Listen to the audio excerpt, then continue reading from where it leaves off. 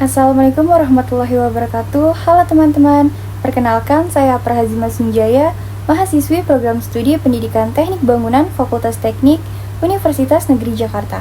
Pada kesempatan ini, saya akan memaparkan hasil kajian saya mengenai model evaluasi CHIP sebagai bagian dari tugas ujian tengah semester mata kuliah evaluasi pembelajaran yang diampu oleh Bapak Dr. Yan Arthur, MPD.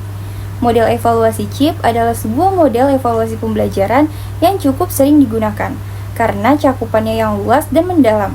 Khususnya, saya akan membahas model ini dari sudut pandang pendidikan vokasi di bidang teknologi konstruksi dan properti, yang pastinya sangat relevan dengan dunia kerja dan kebutuhan industri saat ini. Evaluasi pembelajaran bukan cuma soal nilai akhir, tapi bagaimana kita bisa menilai keseluruhan proses dari perencanaan, pelaksanaan, sampai dampaknya. Nah, salah satu model evaluasi yang cukup komprehensif dan cocok banget digunakan di pendidikan vokasi adalah model CHIP yang dikembangkan oleh Staffel Beam. CHIP sendiri ini dia merupakan singkatan dari konteks, input, proses, dan produk.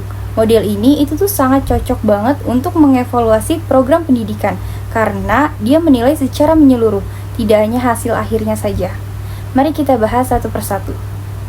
Konteks ini tuh adalah tahapan untuk melihat kebutuhan dan latar belakang program.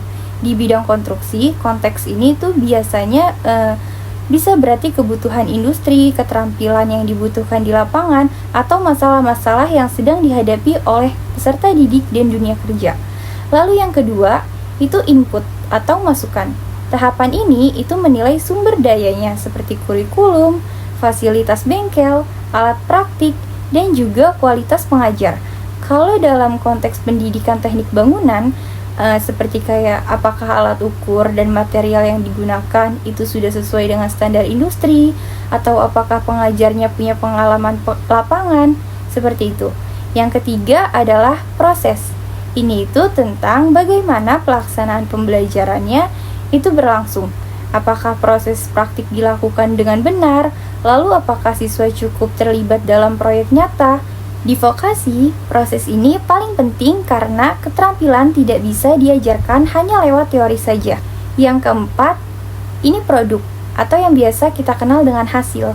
Tahapan terakhir ini dia itu menilai apakah hasil yang diperoleh bukan cuma nilai akademik, tapi juga kemampuan teknis kayak sikap kerja, hingga kesiapan masuk dunia kerja.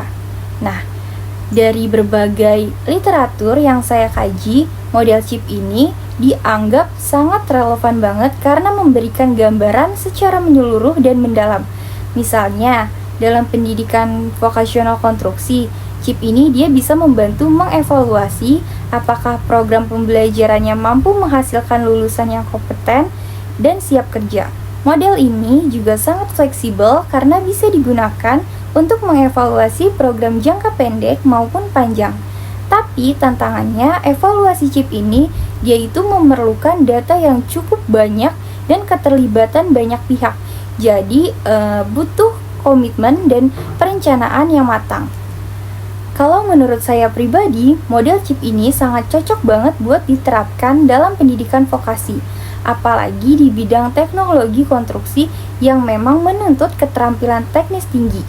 Evaluasi berbasis CHIP ini dia tuh bisa banget membantu lembaga pendidikan untuk mengidentifikasi apa saja yang perlu diperbaiki, baik dari sisi fasilitas, dari sisi proses mengajar, bahkan sampai kompetensi lulusan. Tapi supaya evaluasi ini bisa maksimal, kita juga perlu melibatkan industri sebagai pengguna lulusan. Jadi hasil evaluasinya tidak hanya berbasis internal kampus, tapi juga sesuai dengan kebutuhan nyata di lapangan. Nah, itu tadi pembahasan saya tentang model evaluasi CHIP dan bagaimana model ini bisa digunakan dalam mengevaluasi pembelajaran di pendidikan vokasi, khususnya di bidang konstruksi dan properti. Menurut saya, model ini tuh cukup cocok karena bisa melihat program dari berbagai sisi, mulai dari latar belakang, perencanaan, pelaksanaan, sampai hasil akhirnya. Jadi, kita nggak cuma fokus di nilai atau outputnya saja, tapi kita juga bisa melihat proses dan konteks yang melatarinya. Semoga apa yang saya sampaikan bisa bermanfaat dan menambah wawasan teman-teman semua. Terima kasih banyak sudah menyimak sampai akhir. Sampai ketemu lagi di kesempatan berikutnya. Wassalamualaikum warahmatullahi wabarakatuh.